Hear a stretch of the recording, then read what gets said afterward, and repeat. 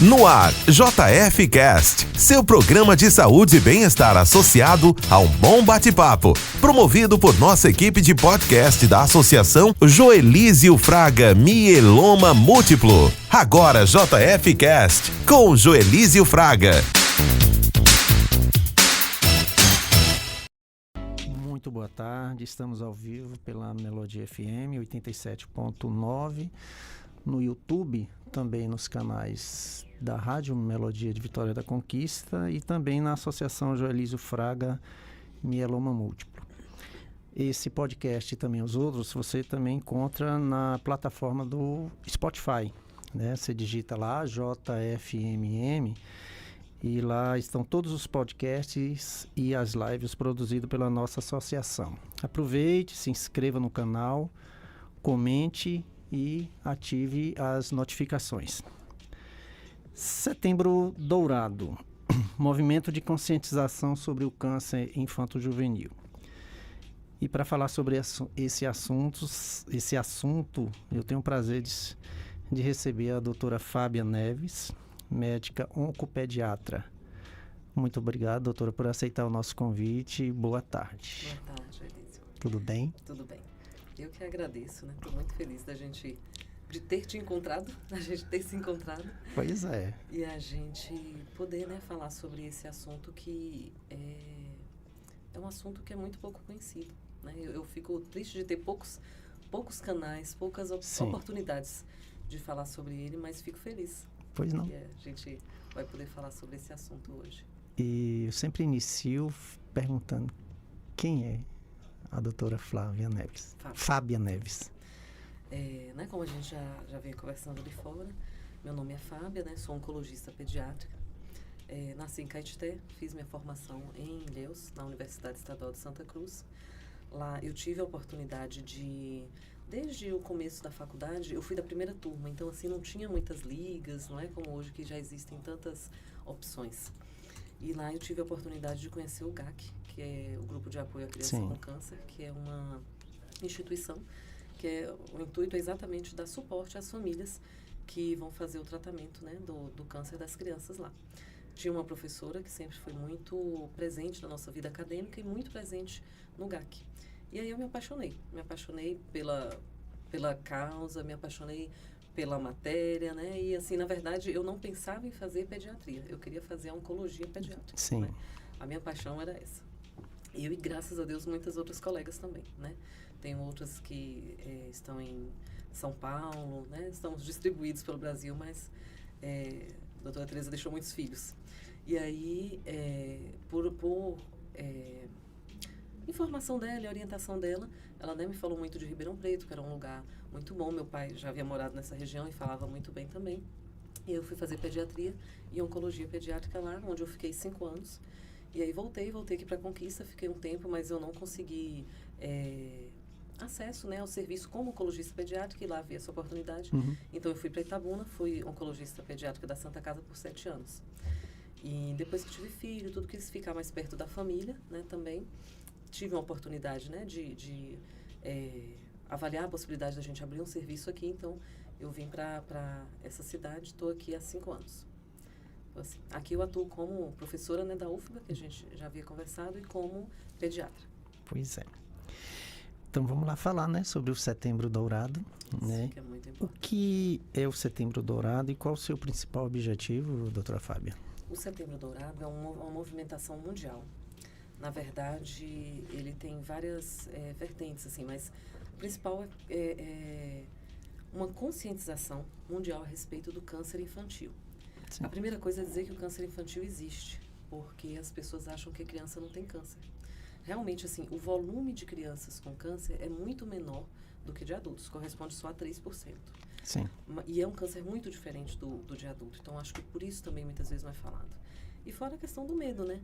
As pessoas têm medo de falar a palavra câncer, então imagine para uma criança, né? Ninguém quer, nenhuma mãe quer, nenhuma família quer, e nem os próprios médicos ouvem isso na faculdade. Então, assim, é um assunto muito pouco discutido. E o Setembro Dourado vem exatamente com essa ideia de conscientizar a população, as famílias, os profissionais de saúde de que existe o câncer infantil, de que ele precisa ser diagnosticado na época certa e de que o câncer infantil tem cura.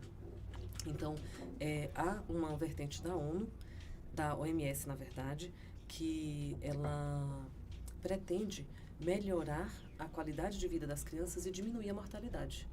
E o câncer infantil, ele é responsável, é a primeira causa de morte de crianças de 1 a 19 anos, sem ser por doença.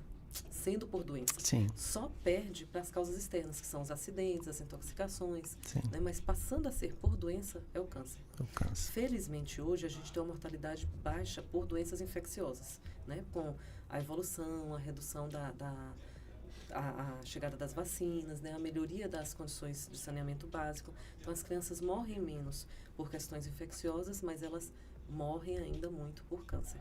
É triste isso, né? Muito. Né? A gente quer mudar essa realidade. Pois é, a senhora absorve muito isso, né, doutora? Muito. Não tem como. Não tem como. É uma situação. A criança, a gente, como eu estava te falando, a gente põe as crianças lá em Jaú. E, nossa, como é comovente. Né? Mexe, não tem como não mexer. Né? A criança olha pra eu sempre já fica aquilo assim, me ajuda, tira daqui, né? Nossa, é bem triste a situação. É triste, mas ao mesmo tempo assim, quando você vê uma criança sorrindo e dizer assim, ó, essa criança está curada. Nossa, que vitória, né? É maravilhoso, porque o adulto, óbvio que a gente quer que todos os adultos se curem, mas a criança, ela está no começo da vida. Ela tem toda uma alegria. Ela não merece aquilo, né? A gente vê assim, por quê, merece, né? Não, mas acho que a criança é mais, criança, né? A gente tem mais esse sentimento da inocência, da pureza, da ingenuidade, né? Então a gente tem essa sensação, né, de que a gente deveria proteger. Pois é. É porque a gente tem um histórico, quando é o adulto, você comeu, bebeu e tudo. E a criança na exposição. E a criança, né, a gente fala, poxa, por quê, né? Mas isso mesmo. Como essa campanha tem ajudado na conscientização sobre o câncer infantil? Muito, né, assim, porque a gente passa a ouvir, né, como estou tendo a oportunidade aqui, nas redes sociais, nas rádios, na televisão, apesar de que a televisão eu acho que ainda é pouco, né? Deveria ser mais, já que é um meio, até pouco tempo atrás, o mais acessível, né? Mas já existe. Então, assim, é uma forma de levar esse conhecimento para a população como um todo, né? Então, a função é essa e eu acho que ainda é muito aquém do esperado e do que deveria ser, mas pelo menos a gente começa a falar, né, de câncer infantil. Aproveitando que a gente está aqui, né, e tem esse canal de divulgação aqui para a Conquista, fugindo um pouquinho do tema, qual a sua principal dificuldade em exercer a sua profissão de médica oncopediatra aqui em Vitória da Conquista? É porque, assim, a oncologia pediátrica, como a oncologia como um todo, né, você já falou da sua história, né, todos que sabem, a oncologia, ela não existe, não tem como existir só com oncologista. Né? Você precisa de uma equipe. Todo um time, né? Tem que ser um time que trabalha com um objetivo, né? Comum e muito bem, talvez seja mais até como orquestra, né? Sim. Todo mundo muito bem alinhado. E a oncologia pediátrica, não só os outros profissionais não médicos, né? A gente precisa de psicólogo, dentista, fisioterapeuta, nutricionista, mas a gente também precisa de outros médicos, né? É uma especialidade que tem que ter um apoio muito próximo do banco de sangue, do cirurgião pediátrico, do endócrino, do radioterapeuta, do radiologista. Você precisa estar todo mundo uma equipe multiprofissional, né? Muito assim alinhada.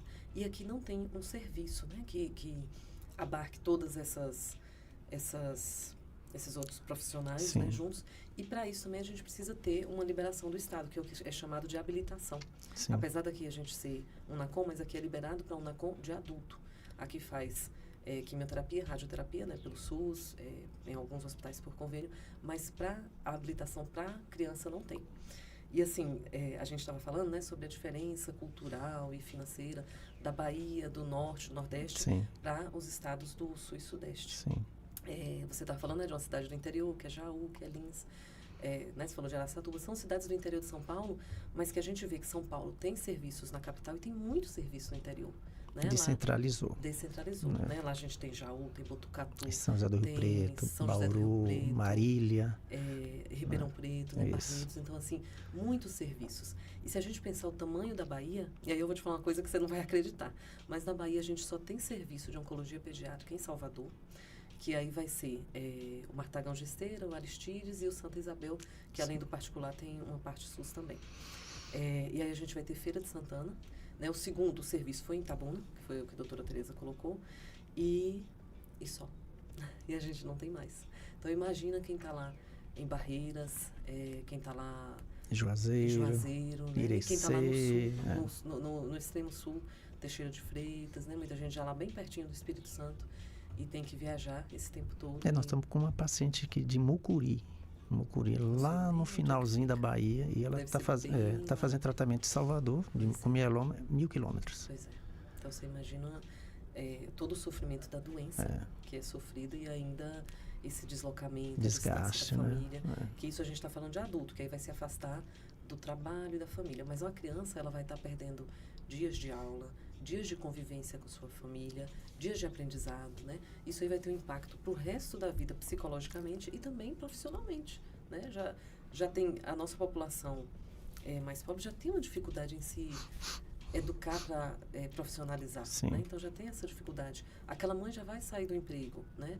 E ainda por cima, a criança vai ter um atraso escolar muitas vezes, né? Entendi. Quais são os principais desafios que o Setembro Dourado enfrenta no Brasil para aumentar essa conscientização? O apoio, assim, que hoje a gente sabe que as redes sociais têm uma importância muito grande, né, na informação. Felizmente, né, que bom, né, que as pessoas não ficam tão presas, mas o apoio mesmo de grandes redes seria interessante para poder fazer uma divulgação em rede nacional, seria uma das questões. E um apoio das instituições não só financeiras, né, para financiar propagandas, tudo, mas também das instituições de ensino e de educação, né, que os profissionais, eles precisam dessa formação durante a sua formação médica, né, e não só depois. Esse conhecimento, ele não tem que ser só do pediatra, né? Quem se forma e vai trabalhar no pronto-socorro, na unidade básica de saúde, ele já deveria sair com esse conhecimento, sabendo que pode existir, então que ele vai fazer um diagnóstico mais cedo, né? Então precisa muito dessa divulgação nas faculdades e também, né, nas redes sociais. Nós temos um projeto de levar o conhecimento do mieloma múltiplo aos estudantes de medicina no último semestre, porque muitos deles vão parar numa emergência, né? E o primeiro contato de um paciente, seja ele qual for, ou criança, vai ser com ele ali na emergência. Então ele vai estar, então a gente está levando o conhecimento do mieloma múltiplo a eles, para que eles investiguem, né, melhor quando ele receber esse paciente lá nas emergências, né? Que eu sempre falo, em muitos casos a sentença desse paciente começa ali, né? Então ele precisa ter uma investigação melhor, né? Acho que independente de ser mieloma, seja qual for a doença, neoplasia, não, né? Ele vai, o primeiro contato vai ser com esses médicos na emergência. Então a gente tem esse projeto, né? Talvez no ano que vem a gente já está colocando em prática, né? E já vai começar por São Paulo, né? Que infelizmente a gente quer lançar para o Brasil todo, mas aquilo que eu lhe falo, a abertura e o abraçar do nosso projeto, a gente está recebendo de São Paulo, entendeu? Então a gente vai ter que começar tudo por lá. Apesar que funciona em São Paulo, né? São Paulo funciona para funcionar no resto. É sempre assim, né? A gente tem um projeto que eu te falei, né? Que eu fiz até alguns slides que eu coloquei aí. Se você quiser falar, Jonathan, se na hora que você quiser, porque coloca, viu, a imagem. Um projeto que chama Detecção Precoce do Câncer Infantil, que começou quando eu ainda era aluna. E aí foi uma ideia, né, de doutora Tereza de colocar o conhecimento do câncer infantil para as unidades básicas de saúde. A intenção não é chegar...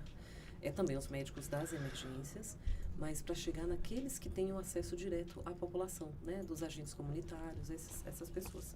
E aí começou lá e aí difundiu para todo o Brasil. É um projeto que hoje ocorre em todo o Brasil, que a intenção é de ensinar sobre câncer infantil, desde o diagnóstico, o tratamento um pouquinho, mas principalmente o acompanhamento dessa criança. Você sabe bem como que é importante o acompanhamento, né? Você me falou o aperto que você passou há pouco tempo, Pois na é. questão, porque não é só o antes e o durante, o depois é muito longo e é muito importante. Isso. E a gente pode perder alguém nesse depois, né? E a gente não quer. Então, a gente faz essa orientação aos profissionais das unidades básicas de saúde e profissionais da emergência, e se estende também aos estudantes de medicina e de enfermagem do 4º e 5º ano de enfermagem e 5º e 6º ano. Não, acho que é 4º e 5º ano também de medicina, que são antes do internato, né? O período antes da prática. Mas com a intenção exatamente de levar, difundir esse conhecimento. Né? É necessário, evitar né? mortes, né? É necessário, evitar né? mortes. Vamos estar falando agora sobre o diagnóstico e a detecção precoce. Quais são os tipos de câncer mais comuns, doutora, entre crianças e adolescentes? Até se quiser colocar, tem um gráfico aí. Eu não sei onde eu vejo. É um gráficozinho. Mas assim, o principal são as leucemias. Corresponde a mais de 25%. Né? Leucemia, eu acho que eu coloquei, eu não lembro se foi como primeiro. Leucemia corresponde a mais de 25% dos cânceres em criança, né? Que a gente não chama nem como tumor, que é um tumor líquido. Sim. E aquilo que a gente estava falando, ele nasce de dentro da medula. Então, é em todo o corpo, né, da criança. Depois vem os linfomas, que também está relacionado com as leucemias, porque está relacionado com os gânglios linfáticos, que tem relação também com a imunidade. Sim. E depois os tumores do sistema nervoso central. Então, quando a gente fala desses três, a gente já fala praticamente de 50% dos cânceres na criança. Aí, depois desses três, a gente vai ter as massas abdominais, o retinoblastoma, que é um tumor da retina, que deveria ser diagnosticado desde logo o nascimento, no teste do olhinho, os tumores ósseos e os tumores musculares. Mas, assim, o que a gente precisa saber mesmo as leucemias são os mais importantes, os linfomas e os tumores do sistema nervoso central. São os três Esses mais são os mais importantes, os mais né? prevalentes. São os que são mais Conseguiu não, né, comuns. Jonathan? A primeira tá aqui. Só vou aumentar a imagem aqui. É um gráfico?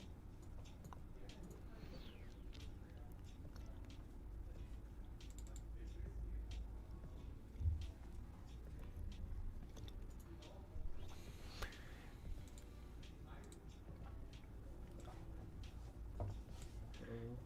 Ali. Pode passar? Acho que ainda não é esse. É outra? Isso. É outra. Tá próximo aí. É um gráfico. Mas acho que a gente pode até ir. Olha. Mais um.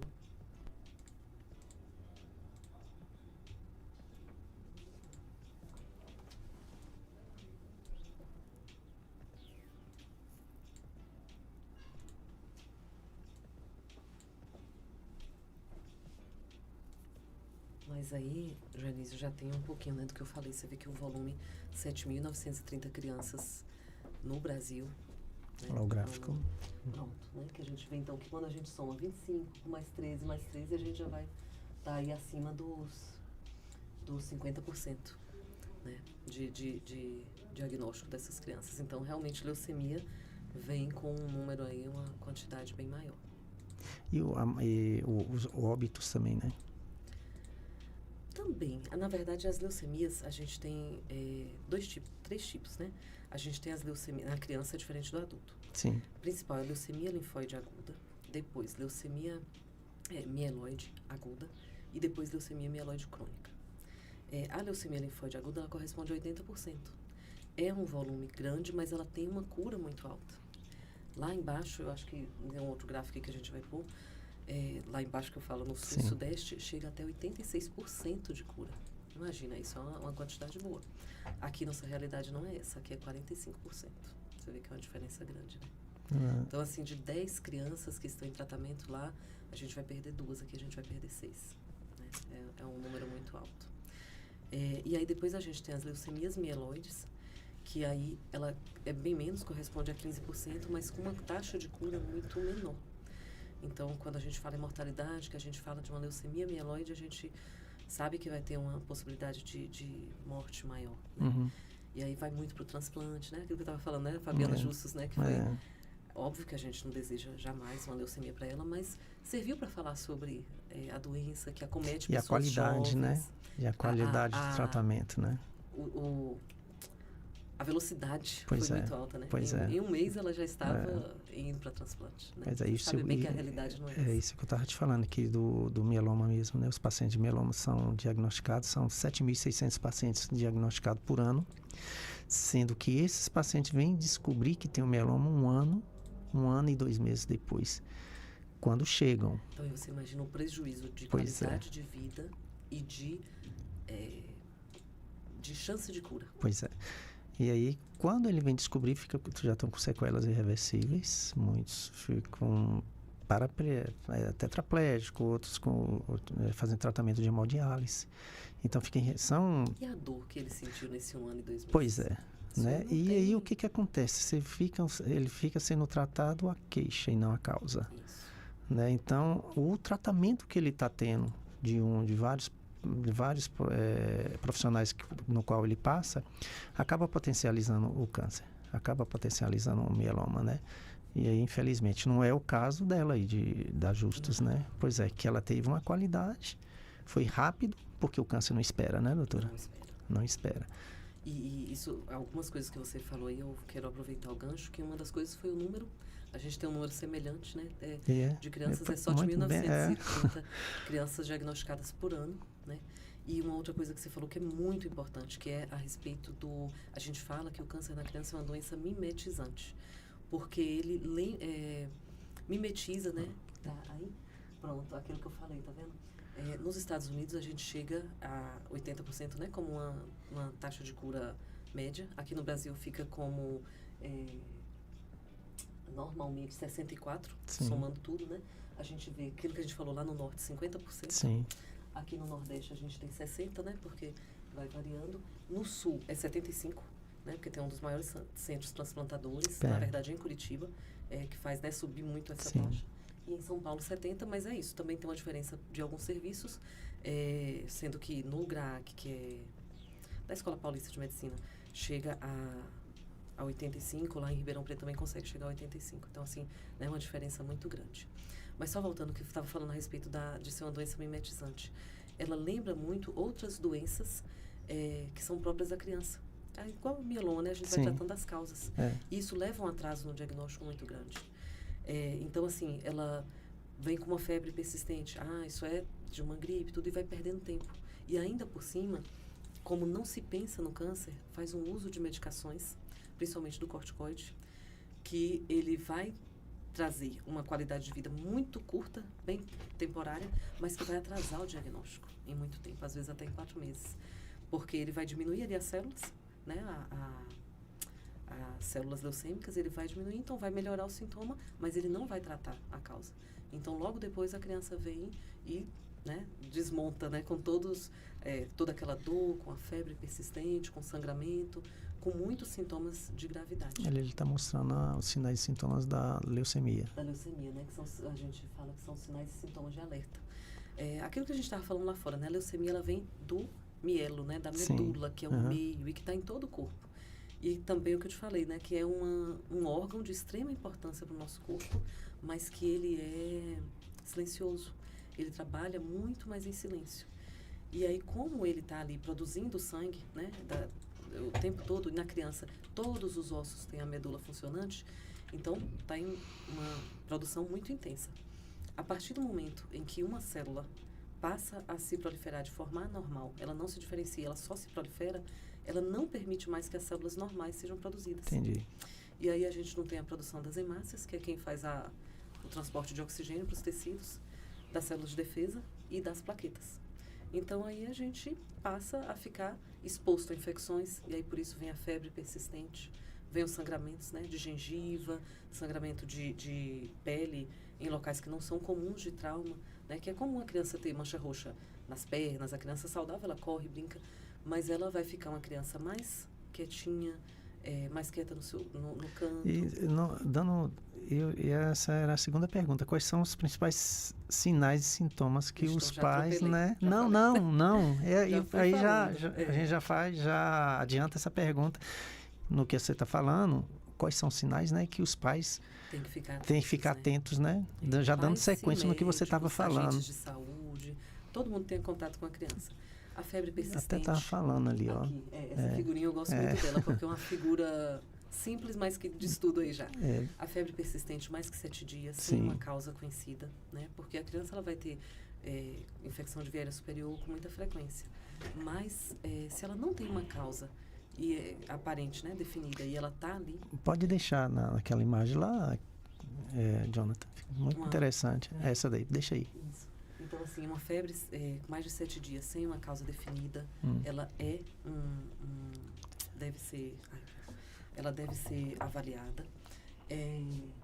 Um crescimento do olho, como eu falei do retinoblastoma, né, que é uma massa que cresce no fundo do olho, ele empurra o olho para frente, e às vezes no jogar a luz, a gente, ao invés de ver o fundo avermelhado, a gente vai ver um branco, que aí já é o tumor que está ali aparecendo.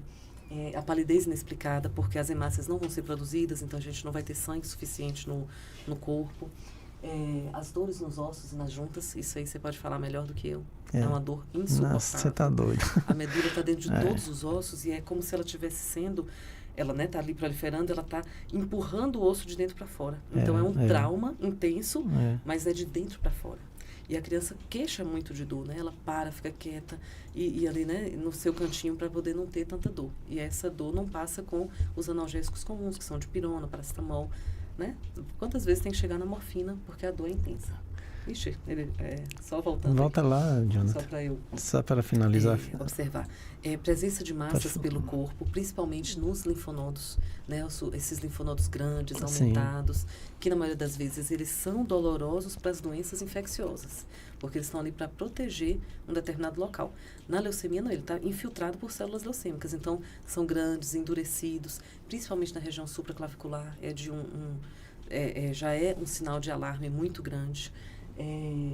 Perda de peso, né, que a criança, ela pode até não ganhar peso, mas ela tem que se manter na curva, conforme ela vai ganhando altura, ela também tem que ganhar o peso e seguir na curva. Por isso a importância de um segmento adequado na unidade básica de saúde, com o pediatra, né, porque ela pode não ser gordinha, mas ela não pode perder peso.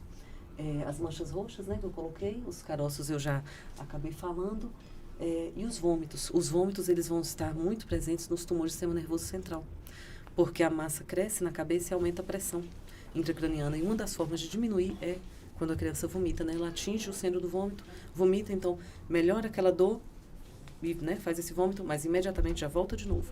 Então, vômitos que não melhoram com a melhora, com o uso de medicação comum, ou o vômito persistente, principalmente pela manhã.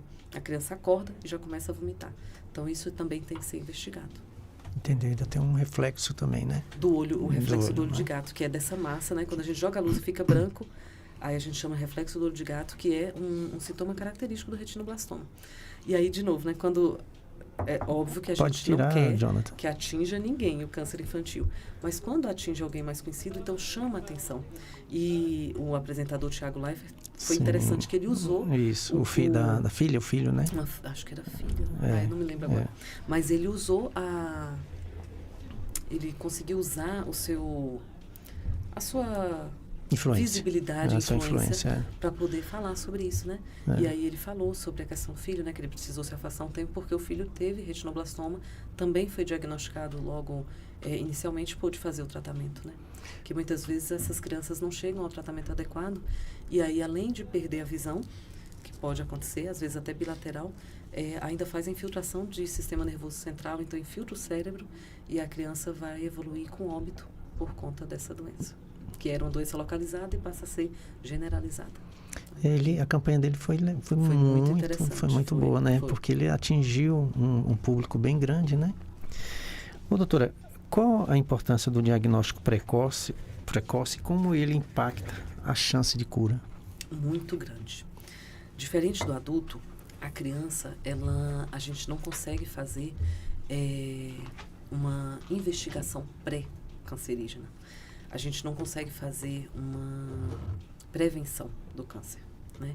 Que a gente fala de diferentes diagnósticos, né? Que é o diagnóstico primário, secundário, terciário. A gente não consegue intervir na criança antes de ocorrer o diagnóstico mesmo. E o adulto a gente consegue. Então, quando a criança, a gente vai fazer essa parte já na parte já secundária, se a gente demora muito, a criança ela vai chegar muito desnutrida, ela vai chegar com muita metástase. A gente vai perder não só o tempo do tratamento, mas a gente vai perder fases de tratamento. Então, a criança que ela poderia ser tratada, vou só dar um exemplo, né? Com 5 quimioterapias e uma cirurgia, que é no caso do tumor de Wilms. Sim. Ela vai precisar, além das 5 quimioterapias e da cirurgia, ela vai precisar de mais 18 quimioterapias e mais radioterapias. Entendeu? Então, assim, isso com uma taxa de cura muito menor, né? Enquanto no Wilms a taxa de cura poderia chegar, Wilms é o tumor do rim, ele poderia chegar até 90% de chance de cura no estádio 1. Quando ela chega no estádio 4, que já tem metástases, principalmente para a medula, a chance de cura dela já é menos de 30%. Então, por isso que é tão importante esse diagnóstico precoce e esse início do tratamento logo nesse momento em que a criança está bem, né? Isso faz uma diferença muito grande. Porque mesmo a criança estando bem, a mãe, os pais não querem, né? Acho que não aceita que a criança, nem passa na cabeça que aquela criança pode ter câncer. Mas como é importante investigar, porque vai salvar a vida dela. Exatamente. E acho que não é só com criança, é geral. Eu sempre falo que você investigar, né, o tratamento, o diagnóstico precoce vai salvar a vida e o tratamento vai ficar muito mais leve. Isso. Né? Ele vai sofrer menos. Mas ainda tem aquela questão cultural. Não é, porque as pessoas não pensam que só acontece com os outros. Isso. Não acontece com você. Isso. Não é verdade? Exatamente. Eu me alimento bem, eu faço academia, eu não fumo, não bebo e tal. Eu também não, eu tinha tudo isso. E acabei adquirindo câncer. Não fumo, não bebo, não usei droga, nada, e adquiri. Né? Aquele livro que eu te falei, né? Sim. Então, foi de uma colega que estava na sua segunda gravidez e teve uma tosse com sangue e era um câncer de pulmão. Ela também nunca tinha fumado na vida, né? Pois é. E ela própria também não aceitava, né, esse diagnóstico. Então, você imagina para a criança, para a mãe aceitar isso para o filho. Não é fácil. Não é fácil. Eu imagino, né? É muito difícil. Falando nisso, quais são os exames ou procedimentos são usados para diagnosticar o câncer infantil?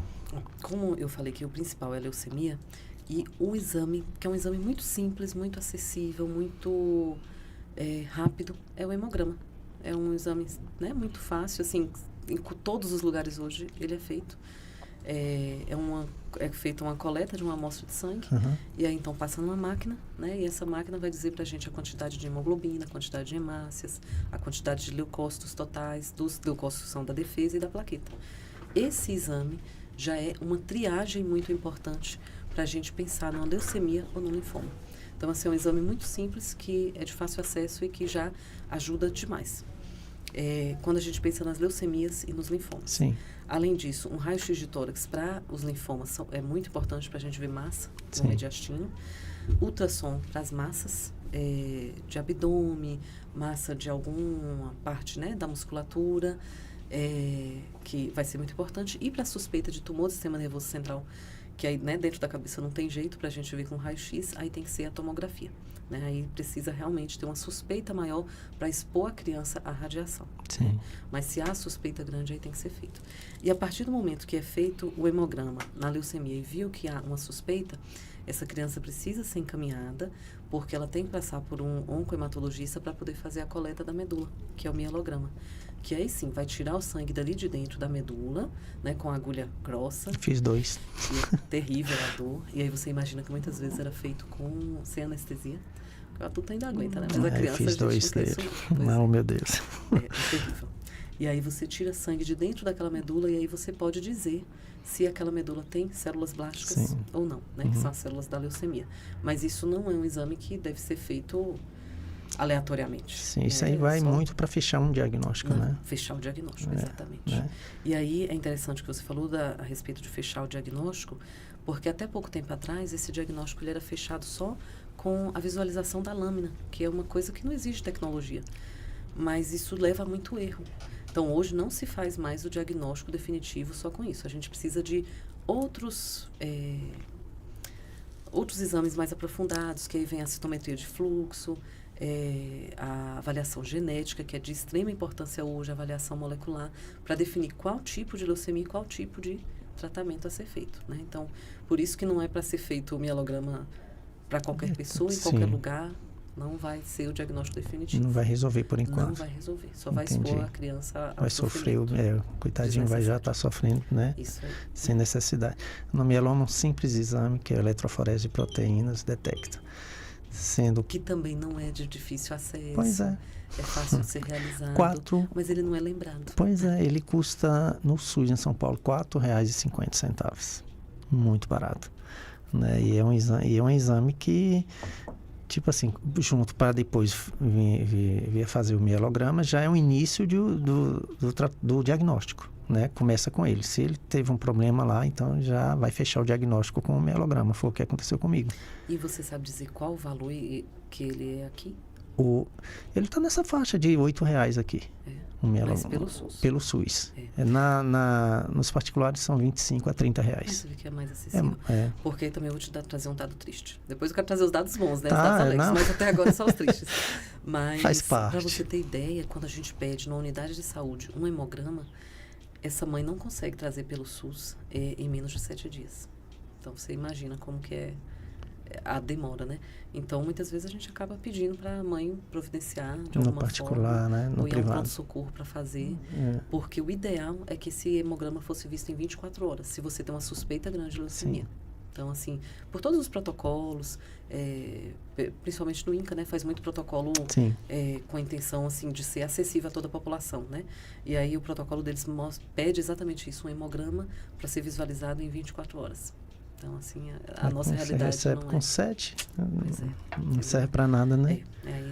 Nas melhores situações, viu? Nas melhores hipóteses é com 7, mas às vezes é mais que isso. Então, isso traz um prejuízo, né, para a criança. Pois vamos lá.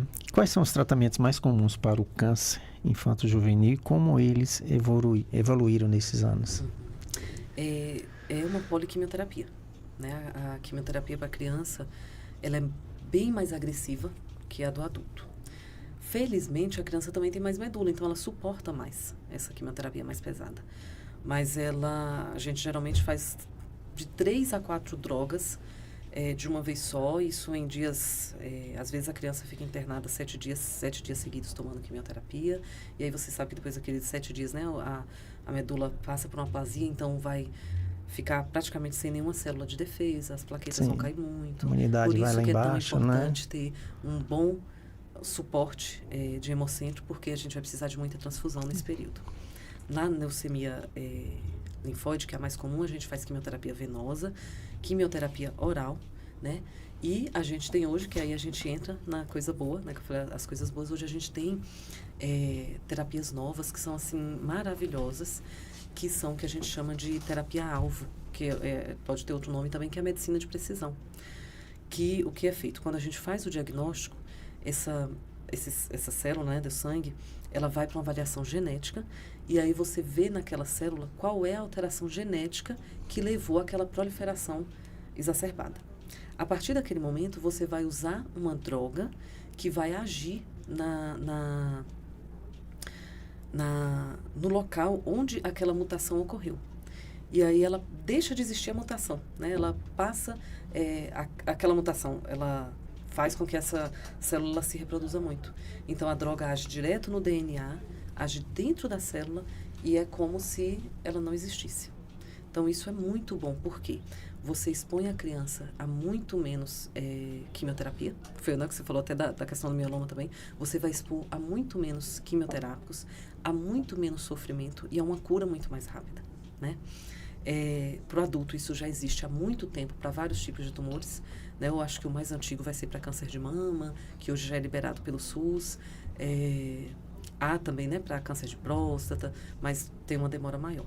Mas para a criança, ela é mais recente, porém, a gente tem houve uma luta e a gente conseguiu uma conquista muito boa, que foi a liberação pelo SUS do blinatumomab, que ele é diretamente as leucemias que já entram como alto risco, você vai fazer o uso dessa medicação, o paciente entrou em remissão, ele já vai para o transplante. E ele já é liberado pelo SUS para pacientes que tenham determinadas mutações ou que tenham determinados graus de risco. Então, isso é maravilhoso. E ele foi liberado para a criança antes que para o adulto, porque mostrou uma taxa de cura, uma sobrevida, assim, inaceitável não usar, entendeu? Entendi. Então, isso é muito bom, né? Uma conquista maravilhosa. Existem várias outras drogas, né, para outros tipos, mas que a acessibilidade é muito menor. E aí é que vai entrar, né, a questão da judicialização, muitas vezes, né, a planos de saúde para conseguir essa medicação, porque a qualidade de vida e a cura é muito grande. A gente tem muitos problemas, né, principalmente com os medicamentos de ponta que não tem acesso, nem todos têm acesso, né? Isso. Então, infelizmente, tem que ser judicializado mesmo. Né? A qualidade de vida que eu estou tendo hoje, graças a um medicamento de ponta que, infelizmente, o SUS não disponibiliza. Isso é a lenalidomida, que é uma caixa com 21 cápsulas, R$33 mil. Entendeu? Então, é um custo alto. Até para o governo também é um custo alto, né? A gente não pode tirar, né? Não pode ser injusto também com ele, então, mas tem que ser bem administrada a coisa. Mas na verdade, assim, eu acho que, vou falar uma opinião minha, né? Pois não. Mas eu acho que se houvesse um estudo de quantos dias de UTI a gente consegue diminuir, porque a criança ela vai muito para UTI, quantas bolsas de sangue, quanto tempo aquela família vai ficar fora do trabalho, eu penso, né, que se a gente somasse tudo isso, a gente conseguia atingir o que é preciso para o uso dessa droga. Doutora, e quando você judicializa, sai muito mais caro para o governo. Porque não dá tempo de fazer as licitações. Não dá, fica entendeu? muito mais caro. Então, entendeu? É complicado para o governo quando vai judicializar. Fica caro para ele. Exatamente. E, infelizmente, até esse momento, fazer a judicialização, tudo isso demora demais. Né? Isso. A gente tem uma história que me toca muito, que é de um paciente que é de Tremedal, veio para aqui para Conquista, daqui foi encaminhado para Itabuna, e lá ele fez o tratamento. Um menino maravilhoso, tocava violino assim, sabe, divinamente. E a irmã lutou para conseguir essa medicação. Ela conseguiu, eu não me lembro agora se foi de forma judicial ou se foi através de vaquinha. E, se eu não me engano, foi vaquinha. E conseguiu, mas que não deu tempo ele usar. Né? Então, isso é muito triste. Mas ela passou para outra criança. Essa outra criança também não chegou ao ponto de poder usar. E chegou para uma outra criança, que hoje está em remissão, daqui também de Conquista. Ele foi uma recidiva, esse de agora, né? Ele foi uma recidiva, ele fez uso da medicação no momento certo, foi para São Paulo, fez o transplante e tem uma vida normal hoje. Olha que maravilha. Pois né? é. Mas, assim, infelizmente, a gente precisou perder 2 crianças antes, né? Uma porque não houve tempo dele usar, ele fez uma piora muito grande, e uma outra porque também não respondeu adequadamente. Isso é a coisa mais normal que tem, sabia? Eu sei. É triste, mas eu sei. Pois é. Isso é muito, muito normal, né?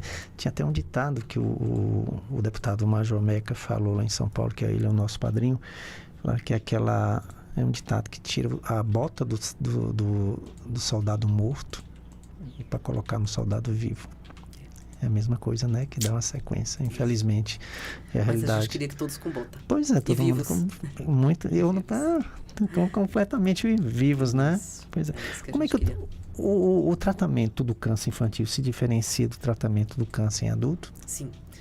O câncer infantil ele é diferente do adulto. Né? Você já adiantou um pouquinho aí, quando você falou do fumo, do álcool. Sim. O adulto, geralmente, ele se expõe a tóxicos, né? Sim. Que fazem essa mutação genética e daí, então, vem a hiperproliferação. A criança, normalmente, traz essa mutação genética já com ela desde a sua formação. Os tumores da criança, eles têm muita origem embrionária. Por isso, eles se proliferam também muito mais rápido, né? O fato de proliferar rápido é ruim porque traz uma mortalidade mais rápida antes de começar o tratamento. Por outro lado, ele responde mais à quimioterapia. Então, por isso que a gente usa a poliquimioterapia, né, uma quimioterapia bem mais pesada, para tentar intervir em todas as vias de sinalização da célula. Então, a gente faz várias quimioterapias, tenta parar essa multiplicação e fazer aquela célula desaparecer. Então, a quimioterapia da criança ela é mais agressiva, com muitas drogas, aí ela depende mais de banco de sangue, de UTI, né, de um suporte muito maior. Né, para evitar o que a gente chama de mortalidade precoce, que é o primeiro mês de tratamento. Sim. que aqui no Nordeste a gente tem muita perca por isso. Então, isso acontece. O adulto, ele geralmente usa uma quimio direcionada. Então, ele não costuma fazer essa poliquimioterapia. Ele faz mais uma monoterapia e já se tem hoje muito mais os hormônios e as terapias-alvos disponíveis pelo SUS para o adulto. Então, a resposta, a disponibilidade também, né, acaba sendo um pouco diferente. Claro que o adulto tem, né, os tumores que também são muito pouco responsivos. Então, a gente também vai ter uma mortalidade aí elevada e na criança a gente consegue ter uma chance de cura mais alta. Parece que o câncer ele é muito mais agressivo na criança e no jovem, né? Sim. Né? Sim, exatamente. Comparando assim envolve essas adulto, células né? embrionárias, entendeu? Assim, que são células com um pico de proliferação, né? Elas estão ali próprias no momento da embriogênese, é um momento em que o corpo humano ele mais se divide, mais se multiplica. E essas células elas mantêm então aquela sinalização.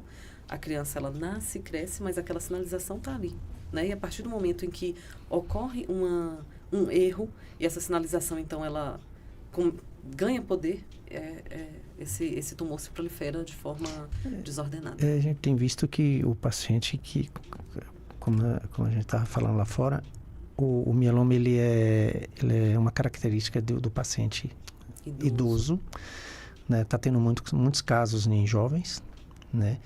Muitos profissionais não estão sabendo investigar, né? Então estão protelando ali, vão, né? Porque sai muito da epidemiologia, pois né? A é. gente espera um paciente acima de 60. Pois é. Então, na literatura, de um paciente de 22 anos. Isso. Na literatura, é algo assim completamente... na literatura médica não consta. Isso. Consta o mieloma como um paciente idoso. Então tá vendo muitos casos de pacientes novos. E no conversar com eles, a gente sente que eles estão sofrendo muito mais do que a gente que é mais velho. Por ser mais agressivo, né? Então, isso a gente tem feito de tudo para levar informação, até mesmo aos pacientes, que cobrem do médico. Se você está sentindo dor, porque nas páginas, nas nossas páginas, nós já diagnosticamos 8 pacientes com mieloma e não sabia que tinha mieloma. Mas pelos sinais, pelos sintomas, que são muito parecidos com doenças comuns, acabaram investigando mais e infelizmente, acabou fechando o diagnóstico do mieloma, né? Então, acho que hoje, eu sempre falo, a pessoa nova, seja ela qual for, com esses sintomas que o mieloma tem, investigue melhor. Faça o eletroforese, mesmo que vá lá no laboratório, pede esse exame e tal, leva em um médico, né? Investigue e cobre do médico, né, doutora? Que o médico é parceiro do paciente nesse momento ali. Um fato interessante, assim, na verdade a gente tem 2 vias aí. Há pouco tempo começou a ter um movimento nas escolas médicas e de psicologia, de enfermagem, falar a respeito da empatia, né? Que eu acho que isso, não é que não deveria ser falado, isso deveria ser obrigatório para todo médico, né? Mas ter isso como matéria médica mesmo, porque muitas vezes, e a empatia ela tem que começar no ouvir, né? Então, assim, ouvir o paciente. E principalmente no nosso caso, né, de pediatra, ouvir as mães, né, a queixa das mães, valorizar. Mas no seu caso de adulto, ouvir a queixa do paciente. Então, por um lado, a gente precisa caminhar nesse sentido do olhar para o outro, do examinar com mais calma e do ouvir. Por outro lado, a gente tem o lado inverso, que a gente vê hoje muito, o uso do celular. Eu acho que tem diminuído demais a empatia, o olho no olho, o olhar, o ver. Sim. Então, né, as relações hoje são através de telas e não mais, né, do falar. Isso eu acho que tem diminuído. E uma outra questão é o tempo, né? Uma sobrecarga muito grande nos pronto-socorros, né? Não existe mais o médico da família, né, que ia na casa do paciente, não existe. Não. Então, isso também tem sido um prejuízo muito grande, porque é um volume muito grande de pacientes para aquele médico ver, e que muitas vezes ele pode até não ter o preparo, mas ele também não tem o ouvir, né? Então eu falei, acho que é alguma coisa mais grave, vamos investigar. Não vem também, né, essa outra via. Então eu acho que está havendo um prejuízo grande em geral, demora, né? do diagnóstico por, né, essa questão da falta de empatia e também do tempo muito corrido, as consultas muito rápidas, né? Então, com certeza isso traz um prejuízo, né, na história do paciente e no exame físico do paciente, sem sombra de dúvidas. Olha, tá muito legal nosso papo, viu? Mas acho que vai ter um segundo podcast, viu? Que não falta assunto aqui, viu, doutora? Muito feliz com sua... Nossa, muito feliz com sua visita aqui. Muita coisa. E falar de doenças irmãs, né? Muito próximas ali uma da outra. Né? Existem novas terapias ou avanços recentes que estão trazendo esperança no tratamento de crianças com câncer, doutora? Assim, as principais... a gente já tem uma melhoria, assim... muito grande de quando começou o tratamento, né, aqui no Brasil para hoje. O tratamento para criança é muito recente. Só para você ter ideia, foi na década de 60 que começou a fazer quimioterapia em criança no Brasil. Então, você vê que é muito novo. Novo. Inicialmente era feito por adultos, né? Hoje ele só é permitido fazer... Claro que é permitido fazer por adultos também, mas assim, a questão de pagamento, de liberação pelo SUS, obrigatoriamente tem que ter um oncologista pediátrico, né, para poder fazer essa liberação. Porque é isso, a visão é muito diferente, os quimioterápicos são diferentes. E então isso eu acho que já é um avanço, né, olhar para a criança de forma diferente do adulto, que a criança não é um adulto em miniatura, né? Todo o seu metabolismo é diferente, né? Então precisa ser avaliado. Isso já é um grande ganho, né? E principalmente essa questão da medicina de precisão. Usar a parte genética e molecular para fazer um tratamento voltado para isso é muito bom. Nos Estados Unidos, essas drogas já são usadas há muito tempo. No Brasil, tem pouco tempo, né? Na verdade, desde 2015, 2016 já se falava, mas não tinha ainda em estudos, né? Então, assim, depois da pandemia que realmente houve um boom, mas muitas ainda sob estudo, então é feito através de protocolos de estudos, e outras só através de judicialização. Então, por isso é que também não tem uma acessibilidade tão grande, mas que são, sem sombra de dúvidas, um avanço muito grande. Sim. Inclusive, tem uma que eu não falei, que é a respeito do que a gente comecei a falar, né, da leucemia linfóide aguda, a mieloide aguda, e tem a mieloide crônica. A mieloide crônica, antigamente, ela era 100% de mortalidade. Para não ir para a morte, tinha que ter um transplante. E aí, você que passou por um transplante, que foi um autólogo, não foi nem um transplante heterólogo, sabe de todo o sofrimento que é trazido aí, né? Que às vezes as pessoas entendem assim, vou para o transplante e vou me curar. Você pode até curar da doença, mas sabe de todo o sofrimento durante e depois. Né? E hoje em dia não. Hoje quem tem leucemia mieloide crônica faz o uso de uma medicação específica e é oral essa medicação e ela segue sua vida normalmente. Né? E elas chegam à fase adulta, depois se de repente ela não responde a essa medicação mais, para de responder, ela passa para outra medicação. Então a gente tem alternativas que a pessoa vive sua vida normal, né? Fazendo uso daquela medicação diariamente. Mas é como se não tivesse nada. Que então bom, isso né? é maravilhoso. Um avanço, né? É muito bom. Porque eu vou te falar, o transplante é um desafio, viu? É um desafio. É um desafio. Muitos pacientes não querem. Entendeu? Eles assumem porque você tem essa liberdade de escolha, né? Se quer ou não, né? Muitos não querem. E eles ficam fazendo a quimioterapia até Deus quiser. Entendeu? E a gente tem que falar que além de ser uma chance de cura, mas tem uma mortalidade alta o transplante. No mieloma até que não. Porque o autólogo, autólogo, né? Para leucemia é uma mortalidade alta. E aí eu entendo até o lado do paciente. Né? Se ele consegue ter uma qualidade de vida, acho que ele não quer passar por aquele desafio. É aceitável, né? Assim, porque você muito difícil mesmo. É muito complicado para quem é paciente oncológico. Você tem o desafio do transplante e depois os medicamentos que vai deixar você ali, entre aspas, ter uma qualidade de vida, ele acaba te adoecendo. Entendeu? Eu não sei o que é pior, você ter o mieloma ou se você usar os medicamentos que deixam o mieloma dormir. Eu não sabe se é aquela coisa, eu não sei o que é pior. Existem pacientes que não querem. Falam, eu estou tomando um medicamento que está me adoecendo, né? Então, não é fácil você ser paciente de oncológico.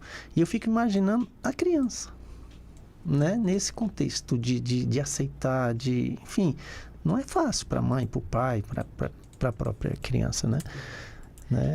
É um desafio. Mas é muito interessante a gente estar aqui podendo bater esse bate-papo exatamente porque você esteve do outro lado. Isso.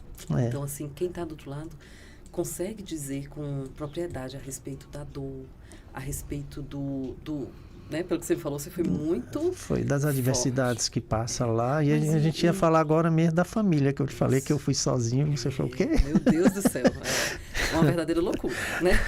Tô na sua frente falando isso, mas... Não, mas é aquilo que eu lhe loucura. falo, né? Eu te expliquei que a família, às vezes, atrapalha um pouquinho, né? E até você tem um equilíbrio, como eu tive um equilíbrio no meu tratamento. E a minha opção de estar sozinho foi não por egoísmo, mas por proteger minha família. Mas você precisa estar com o psicológico muito bom, porque há momentos que o medo chega. Eu, né, assim, sei porque tive próximo de muitas mães e que muitas e muitas vezes o desespero bate, né? Assim, Bate. O medo de perder o filho, né? Os momentos ali das intercorrências, né? Que na oncologia são muitas intercorrências, então, assim, a angústia, né? Naqueles momentos precisa de um suporte muito Precisa. grande, Você né? precisa de um... A minha irmã fala que a NASA precisa me estudar. Sim, com certeza. Ô, Diana, falta quanto tempo aí? Falta 3 minutos. Nossa Só 3? Senhora. Meu Deus do céu. Então, A gente conversou demais. Vamos fazer o seguinte, vamos marcar uma outra? Porque tem muita coisa. A gente vai ter que falar de família, nós vamos ter que falar aqui de as estatísticas, os desafios, a prevenção, as pesquisas. Teve muita coisa, faltou muita coisa para falar aqui. E só como só tem 3 minutos, eu queria que a senhora rapidinho deixasse uma mensagem final desse podcast, porque já deixa marcado, a gente vai marcar depois um próximo, viu? Pronto. Desse, assim, o que eu quero que fique gravado, sabe? Para os profissionais de saúde, para os familiares, para os profissionais de saúde, assim, principalmente, né? Ouvir o paciente, ouvir os pais, não desvalorizar a queixa, né? Quando a gente consegue fazer uma anamnese e um exame físico bem feito, a gente consegue fazer um diagnóstico ali, naquele momento, né? Então, assim, ter um momento de ouvir mesmo e de examinar esse paciente com calma, né? É o que eu sempre pego no pé dos alunos quando estão comigo, né? Ouve, aprender a fazer uma anamnese e um exame físico bem feito são essenciais. Para as mães, para os pais, né? Para os familiares, os responsáveis pelos seus filhos. O que eu peço, assim, se você acha que seu filho tem alguma coisa, né, de maior gravidade, insista, né? Quem conhece bem a mãe, quem conhece bem o filho, são a mãe, o pai, quem está ali próximo. A gente fala mãe e pai, mas os responsáveis, sim, né? Sim. É quem dá banho todo dia naquela criança, é quem coloca para dormir, é quem conhece a rotina. Então, se você vê que está diferente, seja firme, né? Não, eu vou investigar, não perca tempo. Porque muitas vezes, né, o paciente chega e a mãe fala, poxa, eu insisti, eu falei. E isso é triste demais, né? Sim. Porque ela viu que estava diferente. Então, a gente precisa ouvir E não também. ter medo, né? Não ter medo. E não ter medo. Mas eu vou te falar mais uma coisa. Para não ter medo, precisa ter uma coisa que você foi atrás, que é conhecimento. Sim. Se você não tem conhecimento, você não sabe o que está fazendo, então você tem E não medo. tem nem direito de cobrar. Exatamente. Não é, doutora? Né? Hoje, as coisas estão muito mais fáceis. Muito mais fácil. Quando eu estudei, a gente só tinha acesso a livro. Isso. Hoje, a gente encontra tudo na internet. É Né? evidente Claro que você não pode confiar no Dr. Google, né? Isso, é isso que eu ia falar. Né? O Dr. Google, ele não pode ser o parâmetro. Isso. Mas ele serve para a gente ter acesso a outras pessoas, né? As Sim, associações, a isso. outras mães, a procurar até Grupo de telemedicina apoio, muitas né? vezes, Isso, né? E assim, é. ir atrás, não ficar de braços cruzados. E culpar só o outro enquanto que eu não fui. Verdade. Né? É exatamente o que você falou. O Dr. Google, às vezes, assusta mais do que ajuda. É a primeira vez quando a estimativa de vida do mieloma era 5 anos. Eu falei, ai meu Deus. Respirou fundo ali. Falei, vamos lá. E não é isso. Pois é. E não é. Mas é preciso correr atrás do conhecimento e de ajuda mesmo. Nossa. Olha, doutora, eu fico muito feliz pelas suas informações aqui. Nossa, foi muito rica. Tanto que vamos ter que fazer uma segunda, tá bom? Tá convidada já. Vamos combinar. Tá, eu agradeço. Que Deus abençoe sua vida, Amém. a sua batalha aí, né? Que Deus cuide dessas crianças, né, e de todos nós. E na semana que vem nós vamos estar com o Wagner, ele é musicoterapeuta, né? Vamos estar falando aqui algumas alternativas no cuidar, né, de crianças, né, com autismo, criança com problemas, né, com doenças oncológicas, mãe, pai, enfim, né, tratar para que tudo se torne mais leve. Isso. Tá bom? Então fica lá o nosso convite para a semana que vem e Deus abençoe a todos. Tchau, tchau. Você ouviu o JF Cast, um podcast produzido pela Associação Joelísio Fraga Mieloma Múltiplo. Saiba mais no Instagram, @Joelísio_Fraga. No YouTube, AJFMM.